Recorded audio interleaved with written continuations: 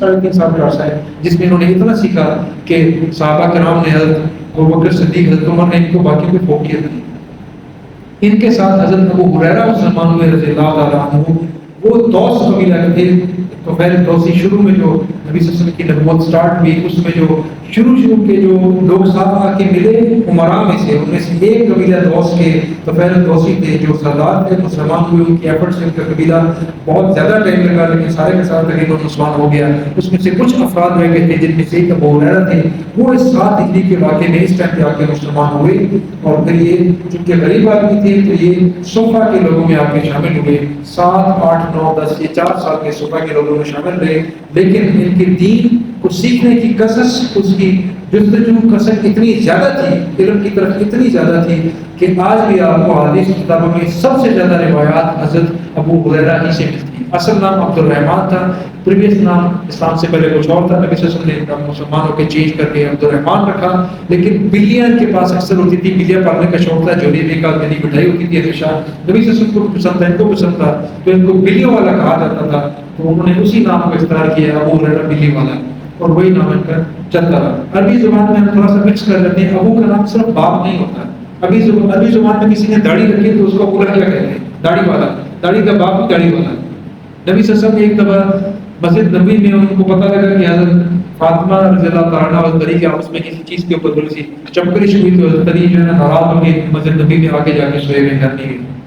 نبی صلی اللہ علیہ وسلم آئے اور انہوں نے حضرت علی کرم اللہ وجہہ کو جو کہ سوئے ہوئے تھے کروٹ سے سوئے ہوئے تھے اور پیچھے ان کی کمر کا کچھ حصہ جو کھلا ہوا تھا کپڑے سے جس کے اوپر فرش کچا تھا اس کی مٹی لگی ہوئی تھی. مٹی میں اٹے ہوئے تھے. تو نبی کریم صلی اللہ علیہ وسلم نے اپنے دستے مبارک سے ان کی مٹی کو جھاڑنا شروع کیا اور فرمایا کہ تم ابا تراب اٹھ جا مٹی والے اٹھ جا مٹی والے. حضرت علی فرماتے ہیں کہ مجھے نبی صلی اللہ علیہ وسلم کا وہ نام اتنا پسند آیا جو انہوں نے مجھے کہا مٹی والے مٹی والے. ان کی کنیت حضرت علی کرم اللہ وجہہ کی ابو تراب کے نام سے مشہور ہے مٹی والا.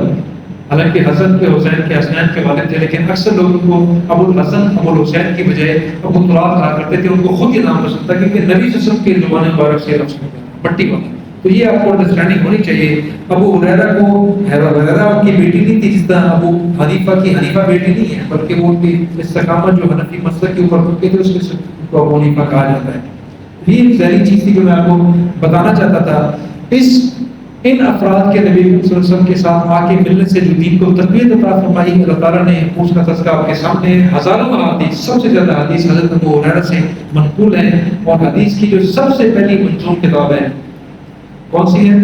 تو ذہن میں آپ کے نام ہے جو پہلی کتاب جس میں حدیث کمپائل کی گئی 198 غالباً اس کے اندر حدیث ہیں. صحیفہ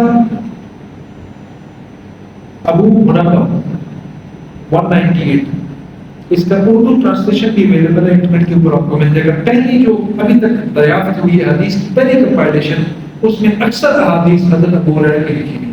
ابو ہریرہ کے بارے میں آپ کو یہ پتا ہونا چاہیے حضرت ابو ہریرہ رضی اللہ تعالیٰ عنہ زبان دان تھے. ان کو پرشین زبان اتنی فلو میں بولتے تھے فارسی زبان جس طرح پرشین خود بولا کرتے تھے. ان کو فارسی بھی آتی تھی ان کو عربی بھی آتی تھی. نبی صلی اللہ علیہ وسلم ان واقعات سے جب فارغ ہوئے اس عمرۃ القضاء سے جب وہ فارغ ہوئے تو انہوں نے کچھ بادشاہان کو خطوط لکھے جس کا کچھ کا تذکرہ مورخین نے اس سے پہلے کیا کچھ کا اس کے بعد کیا. بہرحال میں واقعات کا تذکرہ کر دیتا ہوں بجائے اس کے کہ میں اس کے کیریکٹر کا تاریخوں کا تذکرہ کروں. ان میں سے آج میں صرف ایک کا تذکرہ کروں گا جو کہ مصر جو اس زمانے میں الیگزینڈریا تھا اس کا جو بادشاہ تھا مقوقس مصر اس کو جو نبی صلی اللہ علیہ وسلم نے خط بھیجا اس خط کے جواب میں وہ مسلمان تو نہیں وہ ہچکچا رہا تھا جس طرح ہرقل کے بارے میں بھی ہے کہ وہ مسلمان ہونا چاہتا تھا لیکن اس نے درباریوں کے ریئیکشن کو جب دیکھا جو کہ سارے کرسچن تھے اور صدیوں سے کرسچن تھے تو اس کے اوپر اس نے پھر خاموشی دھاری اور اس نے سٹانس چینج کیا. مقوقس نے بھی ایسے کیا لیکن مقوقس نے جو ریئیکشن دیا اس میں بڑی تعظیم اور تہنیت اس کے اندر شامل تھی. اس نے اس میسنجر کو جو نبی صلی اللہ علیہ وسلم کے پاس بھیجا تھا ان کے جب انہوں نے واپس بھیجا تو ساتھ ہی میں انہوں نے 1000 کیرٹ گولڈ 1000 قیرات سونا قیرات کتنا تھا اس کا اندازہ لگانا مشکل ہے مسٹ بی گڈ اماؤنٹ اچھا خاصا گولڈ ہوگا 1000 قیرات گولڈ بھیجوایا. ساتھ انہوں نے 20 عدد بڑی قیمتی عبایا جس طرح ہوتی ہے جو چوغا جس کو ہم کہتے ہیں اس کے سلک کے چوغے تھے بڑے امبرائڈرڈ وہ خواتین کے لیے انہوں نے بھجوائے. اور ساتھ انہوں نے 2 عدد سفید خچر بھجوائے جو کہ عرب میں نہیں تھے. دنیا میں بڑے کم ایگزیکٹلی سفید قسم کے خچر ملتے ہیں جن میں سے کسی میں ایک کا تذکرہ کسی میں دو کا تذکرہ ہے، وہ انہوں نے وہاں سے بھجوایا جو بعد میں نبی صلی اللہ علیہ وسلم خود اس کو استعمال کیا کرتے تھے، جس کا نام اگر آپ کو پتا ہو دلدل نام سے جو خچر کو پکارا جاتا تھا، وہ یہی خچر تھا جو مقدس مصر نے وہاں سے بھجوایا تھا، جو نبی صلی اللہ علیہ وسلم خود اپنے مصرف میں استعمال میں رکھا کرتے تھے، یہ بھجوایا۔ اور ساتھ میں انہوں نے 2 خواتین لونڈیاں تحفے کے طور پر بھجوائی جو کہ کرسچن تھی، ایک کا نام ماریا تھا، ماریا قبطیہ، ایک کا نام شیرین تھا، دونوں قبطی خاندان تھی۔ قبطی جو مصر کے مشہور 3 خاندان، سبائی خاندان ہے، فرعونی خاندان ہے، قبطی خاندان ہے، وہ قبطی خاندان کے تھے جو کہ ایلیٹس کا خاندان موسیٰ علیہ السلام کے زمانے سے چل رہا تھا، لیکن ابھی ان میں سے بہت سارے غلام ہو چکے تھے۔ حضرت ماریا قبطیہ بھی انہی باندیوں کے اندر شامل تھی، ان میں انہیں بھیجا گیا، اور ان کے ساتھ ان کی بہن شیرین، یہ دونوں سگی بہنیں آئی تھیں۔ نبی کریم صلی اللہ علیہ وسلم نے حضرت شیرین جو ان کی بہن تھی، دونوں مسلمان ہوئی، مدینہ میں آئی، ان کا نکاح نبی کریم صلی اللہ علیہ وسلم نے حضرت زید بن حسان بن ثابت کے ساتھ کیا۔ چیزوں کو اگر آپ کوریلیٹ کریں گے تو آپ کو بہت ساری چیزیں حدیث میں، تاریخ میں لکھی نہیں ہوں گی، آپ نے اس کو ایکسٹریکٹ کرنا ہے، لیسن ڈرا کرنا ہے۔ جہاں پہ تذکرہ ہوا تھا حضرت عائشہ رضی اللہ تعالیٰ عنہ کے اوپر تہمت کا، وہاں پہ میں نے آپ سے تذکرہ کیا تھا کہ اس میں جن لوگوں کو کوڑے پڑے تھے، قرآن کی سورہ نور کی سزا جو اللہ تعالیٰ نے تجویز کی تھی کہ جنہوں نے الزام لگایا ہے اور گواہ نہیں لے کے آ سکے، ان کو 80 کوڑے لگائے جائیں گے۔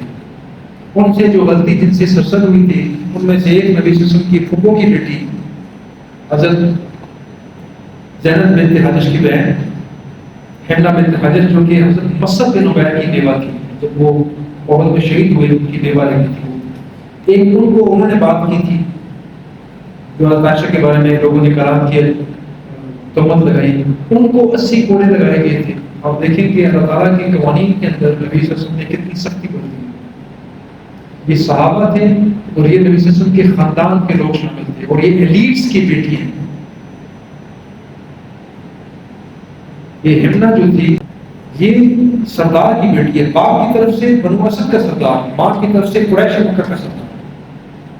ان کو بھی نبی صلی اللہ علیہ وسلم نے 80 کوڑے لگائے، یہ نہیں دیکھا کہ پھوپھو کی بیٹی چھوٹی تھی، اور پھوپھو کی بیٹی ہونے کے علاوہ نبی صلی اللہ علیہ وسلم کی زوجہ کی بہن ہے، ساری حسان بن ثابت نبی صلی اللہ علیہ وسلم کے you can call it ministry تھی، اطلاعات کی منسٹری، اسپوکس پرسن۔ نبی صلی اللہ علیہ وسلم کی طرف سے جو نان مسلم جو بکواس خرافات کیا کرتے تھے، ان کو جواب حضرت حسان بن ثابت شاعری بھی دیا کرتے تھے، لیکن ان کو بھی نبی صلی اللہ علیہ وسلم نے حکم دے کہ چونکہ بات کرنے والوں میں شامل تھے، ان کے پاس گواہ نہیں تھے، ان کو بھی 80 کوڑے لگے تھے۔ اور یہ واقعہ ہے 5 ہجری کا، اور آج جو میں واقعہ پیش کروں آپ کے سامنے وہ 7 ہجری کا۔ نبی صلی اللہ علیہ وسلم نے اس لغزش کے باوجود، اس سزا کے باوجود حضرت حسان بن ثابت کو ڈیموٹ نہیں کیا، اس کلاس میں نہیں رکھا کہ ابھی ان کے ساتھ تعلق نہیں ہے، بلکہ مصر سے جو 2 باندیاں آئیں، جن میں سے ایک سے نبی صلی اللہ علیہ وسلم نے خود نکاح کیا حضرت ماریا قبطیہ سے، اسی کی بہن دوسری کا نکاح حضرت حسان بن ثابت کے ساتھ کیا۔ اس سے آپ کو پتہ لگتا ہے کہ دل میں رتی برابر نبی صلی اللہ علیہ وسلم نے وہ پرانی لغزش نہیں رکھی، اور سب کو میسج بھی دیا کہ جب ایک مسلمان سے گناہ ہو جاتا ہے، سرزد ہو جاتا ہے، اس کو سزا ہوتی کہ نہیں ہوتی، انسان کا کام یہ ہے کہ اس کو بالکل بھول جائے، سائڈ پہ رکھتے ہیں، ہماری طرف اس کو پالے نہ، ہاتھوں میں اٹھا اٹھا کے اس کے پیڑے نہ بناتا ہے جو ہم کرتے ہیں۔ کسی سے مسلمان سے لغزش ہوئی، چھوڑ دیں اس کو، آنکھیں بند کر لیں، کان بند کر لیں۔ ہم خود تو چاہتے ہیں کہ ہمارے 1001 لغزشوں پہ رب پردہ ڈالیں، لوگ اس کے اوپر بات بھی نہ کریں، لیکن دوسروں کو ہم یہ اناؤنس، یہ اجازت نہیں دیتے، دوسروں کی پرانی چیزوں کو، 30 سال پرانی چیزوں کو ہم یاد کر رہے ہوتے ہیں۔ اس چیز کا کلا کما نبی صلی اللہ علیہ وسلم نے بغیر بولے، بغیر اناؤنس کے کہ میں یہ کیوں کر رہا ہوں، نبی صلی اللہ علیہ وسلم نے کیا، اور حضرت حسان بن ثابت کو اپنا سالہ منصور بھی بتا دیا۔ دونوں بہنیں، ایک کے نبی صلی اللہ علیہ وسلم شوہر ہے، ایک کے حسان کے ساتھ۔ بعد حضرت ماریا قبطیہ کے ساتھ نبی صلی اللہ علیہ وسلم کا نکاح ہوا، اور ان کو انیشلی اس گھر میں، اس حجرے میں رکھا گیا جو کہ پہلے حضرت صفیہ کے لیے انیشلی بنایا، اس میں وہ ٹھہری، بعد میں حضرت صفیہ کا الگ سے حجرہ بنا ازواج مطہرات کے حجروں کی طرح، اور وہ اس میں شفٹ ہوئی، یہ خالی تھا، اس میں حضرت ماریا قبطیہ آئیں، جو کہ مسجد نبی کے قریب ترین 2 میں سے ایک تھا، ایک حضرت عائشہ کا تھا اور ایک یہ بالکل قریب ترین تھا۔ ازواج مطہرات انسان تھی، بہت نیک خواتین تھی، امہات المؤمنین، ان کا لیول بہت ہائی ہے، لیکن انسان تھی، تو بحیثیت سوگن کے ذہن میں یہ چیز آتی تھی کہ یہ نئی، اور وہ بھی باندھی، ان کی کنیز تھی وہ آئی اور نبی صلی اللہ علیہ وسلم ابھی زیادہ وقت زیادہ اٹینشن اس کو دیا کرتے ہیں. یہ تھوڑی سی لوگوں کے ذہنوں میں ازواج مطہرات کے ذہنوں میں یہ چیزیں آئیں اور اس کا کچھ مقام انہوں نے بڑا اظہار بھی کیا جس کا نبی کریم صلی اللہ علیہ وسلم نے یہ انیشلی پہلے ایکشن کے ساتھ جواب دیا کہ انہوں نے یہاں سے شفٹ کر کے ان تمام مسجد نبی کے پورے کمپلیکس سے شفٹ کر کے مدینہ کے نارتھ والی سائڈ کے اوپر جا کے ایک گھر تھا بنایا گیا یا لیا گیا جو بھی تھا وہاں پہ جا کے شفٹ ہوئی. تو اس سے ان کا وہ یہ جو ملاز تھا ازواج مطہرات کا کہ زیادہ ٹائم دے رہے ہیں وہ زیادہ ٹائم کم ہونے کی بجائے اور بڑھ کے بیکاز ابھی آنے جانے کا خاصا بھی دلانے کا ہوگا. بہرحال ازواج مطہرات میں سے دو نے غالباً حضرت عائشہ حضرت حفصہ تھی. انہوں نے کہیں کسی چیز کا تذکرہ کیا جو کہ درست نہیں تھا. صرف اس کے پیچھے یہ چیز تھی کہ نبی صلی اللہ علیہ وسلم ان کو زیادہ وقت دینے کی بجائے ہمیں اسی طریقے سے اسی امپورٹنس کے ساتھ رکھیں. حالانکہ وہ ایک چیز کو بھول چکی تھی جو نبی صلی اللہ علیہ وسلم کو یاد تھی اور ہمیں بھی یاد رہنی چاہیے. ابراہیم علیہ السلام کی دو ازواج سے ساری کی ساری اولاد ہے. ایک ایلیٹ خاندان کی سارا تھی حضرت سارا جس سے بنی اسرائیل پوری آئی. اسحاق علیہ السلام یعقوب علیہ السلام سارے بچے وہ اس سے آئے. اور ایک دوسری جو تھی حضرت ہاجرہ ان سے اسماعیل علیہ السلام پیدا ہوئے اور پورے کا پورا اسماعیل علیہ السلام کے اولاد. اور حضرت سارا کون تھی؟ حضرت ہاجرہ کون تھی؟ حضرت سارا کی باندھی تھی کنیز تھی جس سے خود ابراہیم علیہ السلام کو اولاد نہیں تھی. حضرت سارا کی 90 عمر کراس ہو چکی تھی ان کی حضرت ابراہیم کی. تو انہوں نے درخواست کی کہ یہ میری کنیز جو ہے اس سے آپ نکاح کر لیں تاکہ ہماری اولاد تو کم ہو سکے. اس سے ان کی ولادت اسماعیل علیہ السلام کی ہوئی اس کنیز سے باندھی سے جو غلام کے درجے میں ہوتی ہے اور پورا عرب اس باندھی کی اولاد تھی. حضرت عائشہ بھی اسی میں سے تھی حضرت حفصہ بھی اسی میں سے تھی سوائے حضرت صفیہ کی کیونکہ وہ حضرت یعقوب علیہ السلام کی اولاد تھی بنی اسرائیل میں سے تھی وہ جوز میں سے تھی. باقی ساری کی ساری انہی باندیوں کی اولاد تھی لیکن بھول چکی تھی اور ان کے ذہن میں تھا کہ یہ باندی کو اتنی امپورٹنس ہم سے زیادہ چلے بحیثیت سوگند تھا بحیثیت انسانی تھا. نعوذ باللہ یہ نہیں سوچنا چاہیے. اور ازواج مطہرات کا لیول بہت ہائی ہے. ان کے ہاں جو لفظ ہے وہ بھی ہماری عبادات سے بہت اونچا ہے. ہمیں کبھی بھی اپنے اعمال کو اپنی لفظوں کو اپنی سوچ وچار کو ان کی لفظوں سے کبھی کمپیئر نہیں کرنا چاہیے. ہمارا بالکل آپس میں کمپیریزن نہیں. یہ چیزیں میں آپ کو صرف یہ سمجھا رہا ہوں بتا رہا ہوں کہ یہ نبی صلی اللہ علیہ وسلم کی سیرت کا حصہ ہے. اور ہمیں یہ پتہ ہونا چاہیے کہ نبی صلی اللہ علیہ وسلم نے بحیثیت انسان ہر رشتے کی تکلیف برداشت کی. ہر رشتے کی یہ نہیں تھی کہ وہ سپر نیچرل تھے آسمانوں پہ رہ رہے تھے فرشتے ان کے آس پاس سے انہیں کوئی تکلیف نہیں دیکھی. ایسا نہیں. ان میں بحیثیت انسان کی بھوک پیاس نیند تکلیف لوگوں کی باتیں لوگوں کی تہمتیں ان کی خواتین پہ بھی الزام لگائے گئے ان کی ذات پہ بھی الزام لگائے گئے. کیا کچھ نہیں کیا گیا. سارا کچھ انہوں نے برداشت کیا. سارا کچھ ان کی سیرت ان کے ہاتھ ان کی لائف ان کی ہسٹری کا حصہ ہے. اس میں سے ایک چیز یہ بھی ہے بہرحال نبی صلی اللہ علیہ وسلم نے اس چیز کو ان کو اپنے ایکشن سے بتایا کہ یہ ایک باندی کی اگر اولاد ہے یہ ایک باندی اور کنیز ہے تو تم ساری کی ساری کسی کنیز کی اولاد. اور اللہ تعالیٰ نے حضرت مریم قبطیہ کو اعزاز کیا بخشا. نبی اکرم صلی اللہ علیہ وسلم کی ایک اولاد میل پہلے جو تھی جو فوت ہو چکی تھی حضرت قاسم حضرت خدیجہ سے تھے. اس کے بعد درمیان میں ان کی کوئی اولاد نہیں ہوئی. ازواج مطہرات اس کے بعد جتنی بھی نبی صلی اللہ علیہ وسلم کی 9 نکاح ہوئے ان 9 نکاحوں میں سے صرف حضرت ام حبیبہ کی پہلے سے اولاد تھی اور ایک اور حضرت ام سلمہ ان کا بیٹا سلمہ وہ ان کے بیٹا تھا. یہ 2 اولادیں تھیں باقی کسی کی اولاد نہیں تھی. باقی ساری کی ساری بغیر اولاد کے ان کے پاس آئی. اور نبی اکرم صلی اللہ علیہ وسلم کو اللہ تعالیٰ نے جو اولاد عطا فرمائی مدینہ کی زندگی میں واحد اولاد حضرت ابراہیم رضی اللہ تعالیٰ عنہ جو کہ بہت کم سنی میں فوت ہو گئے وہ اولاد حضرت مریم قبطیہ سے اللہ تعالیٰ نے. یہ اللہ تعالیٰ کی طرف سے اعزاز تھا جس میں نبی صلی اللہ علیہ وسلم کی وہ نیت اور سرشت ڈیفینیٹلی اس کے اندر شامل ہوگی. ان کا انتقال ہوا. نبی صلی اللہ علیہ وسلم نے ان کا جنازہ خود پڑھایا اور اس دن جس دن ان کا انتقال ہوا اس گرہن نے سورج گرہن کا غالباً سورج گرہن کا دن کا ٹائم تھا. تو اس موقع پر نبی صلی اللہ علیہ وسلم نے سورج گرہن کی نماز بھی عطا کی تھی. اور لوگوں نے جو یہودی کرسچن جو کچھ رہ گئے تھے انہوں نے کہنا شروع کیا تھا کہ یہ جو سورج گرہن تھا اس کی نحوست کی وجہ سے نبی صلی اللہ علیہ وسلم کی اولاد کا انتقال ہوا. نبی صلی اللہ علیہ وسلم نے اس کا کلا کما کیا اور اپنے خطاب کے ذریعے اور اپنے عمل کے ذریعے عمل پاک کے ذریعے لوگوں کو بتایا کہ یہ اللہ تعالیٰ کی آیات ہے ان کی نشانی ہے. ان کا زمین کے اوپر لوگوں کی خوشبختی بدبختیوں سے کسی کے وصال سے کسی کے مرنے جینے سے کوئی تعلق نہیں. اور اپنے دستے مبارک سے انہوں نے ان کو جنرل بقیع کے اندر دفن فرمایا. آج بھی اگر آپ جاتے ہیں آپ میں سے کسی کو موقع ملتا ہے تو دیکھیے گا امام مالک رحمۃ اللہ علیہ کی قبر جہاں پہ ان کے بالکل دائیں طرف چھوٹی سی قبر ہے، وہ حضرت ابراہیم رضی اللہ تعالیٰ عنہ کی قبر ہے۔ اس کی سمپل نشانی یہ ہے کہ آپ جنت البقیع کے اندر سینٹرل رستے میں جہاں سے گیٹ سے ان ہوتے ہیں، یہ رستہ سیدھا حضرت عثمان رضی اللہ عنہ کی قبر تک جاتا ہے۔ اسی رستے میں جو پرانی قبروں میں آخری قبریں ہیں ان میں سے ایک قبر اسی رستے کے دائیں طرف جو آتی ہے یہ حضرت ابراہیم رضی اللہ تعالیٰ عنہ اور ساتھ میں حضرت امام مالک رحمۃ اللہ علیہ کی قبریں ہیں جو کہ بالکل اس کے ساتھ ہے۔ اگر کہیں آپ کو موقع ملے تو وہاں پہ دعا کریں اپنے لیے کے لیے۔ یہ مختصر تذکرہ تھا جو میں نے آج کے نشست میں کرنا تھا۔ اگر کوئی سوال آپ کی طرف سے تو اس کے لیے حاضر ہوں، باقی میری طرف سے آج کی نشست میں اتنا ہی ہے۔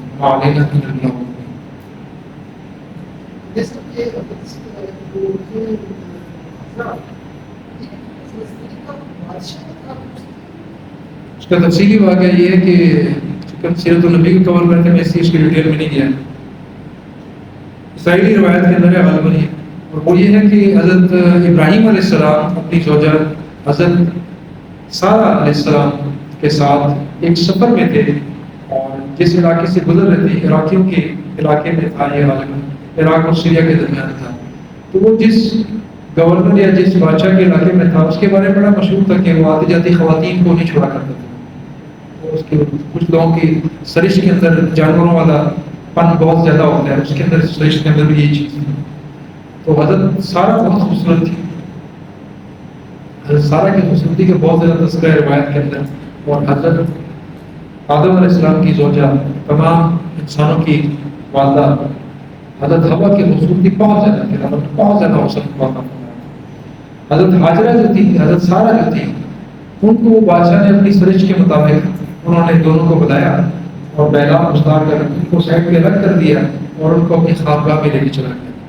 تو جب وہ خوابگاہ میں لے کے چلا گیا، میں مختصر کچھ واقعے کا تذکرہ کروں گا کیونکہ اسرائیلی روایات ہیں، اس میں کتنا سچ ہے کتنا ہے وہ اللہ تعالیٰ بہتر جانتا ہے، اس لیے آپ کے سوال کی میں سے کر دیتا ہوں۔ باہر اس نے اپنی بدنیتی کی مطابق کچھ ہاتھ ڈالنے کی کوشش کی، لیکن حضرت سارہ نے کچھ پڑھا، کچھ اللہ تعالیٰ سے دعا کی، وہ اس کے قریب نہیں آ سکا، ان کے قریب نہیں آ سکا۔ اس نے ایک دفعہ اٹیمپٹ کی، دوسری دفعہ اٹیمپٹ کی، تیسری دفعہ سمجھ گیا کہ یہ خاتون کو نارمل خاتون نہیں ہے۔ اچھا، اس موقع پر ایک روایت میں یہ بھی ہے کہ جب حضرت ابراہیم علیہ السلام سے نے پوچھا کہ یہ خاتون کون ہے، تو انہوں نے کہا کہ میری بہن ہے۔ غالباً حضرت سارہ نے ان کو مشورہ دینے کے بعد سے پوچھنا تو یہ نہیں کرے میں اس کا شوہر ہے، تو مار دیا سب سے پہلے لوگوں نے، تو بجائے اس کہ آپ کو قتل کر دیں یہ اسٹرگل کی میری بہن ہے، تو انہوں نے کہا جی میری بہن ہے، وہ الگ کر دیا۔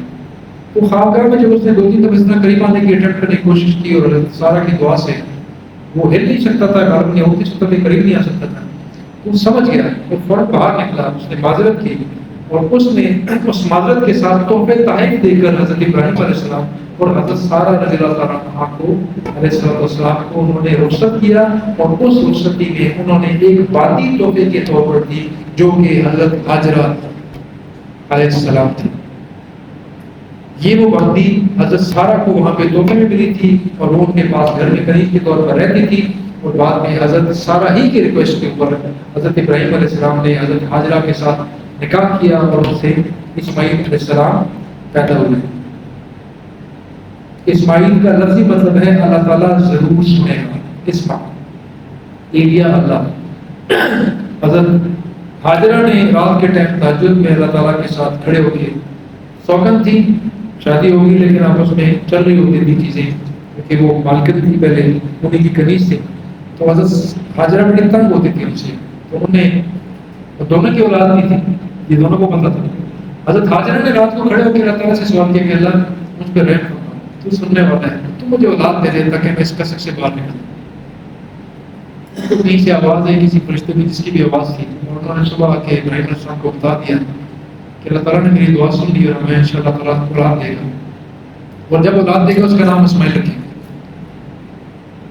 اسماعیل اللہ تعالیٰ ضرور سنے گا، اور اولاد ہوئی ہوگی اور ان کو انہوں نے نام اسماعیل علیہ السلام رکھا، اور بعد میں پھر حضرت سارہ کو بھی اللہ تعالیٰ نے اولاد دی اور ان کا نام انہوں نے اسحاق رکھا، اور بعد میں پیدا ہوئی، یہ پہلے پیدا ہوئی، جب یہ پیدا ہوئی تو وہ حدیث ابن خلدون اور ابن اسحاق کے مطابق غالباً اس ابراہیم علیہ السلام کی عمر 96 برس اور حضرت حاجرہ کی عمر 80-81 سال کے آس پاس تھی۔ یہ ان کا تھوڑا سا تفصیلی واقعہ جو میں انٹینشنلی مختصر کر کے سکتا۔